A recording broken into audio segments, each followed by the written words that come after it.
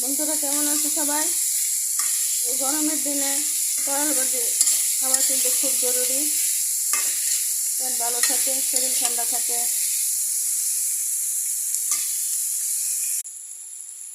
বন্ধুরা দেখো, করলা ভাজিটা হয়ে গেছে।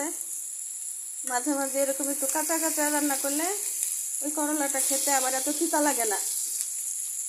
সবাই আমাদের সাথে থাকবে, আমাদের চ্যানেলটি সাবস্ক্রাইব করে দিবে। তোমরা যদি একটু আমাদের সাপোর্ট না দাও তাহলে কিন্তু আমরা একটু সামনে এগিয়ে যেতে পারবো না। বন্ধুরা সবাই আমাদের চ্যানেলটি সাবস্ক্রাইব করে আমাদের পাশে থেকে যাবে। আল্লাহ, আসসালামু আলাইকুম।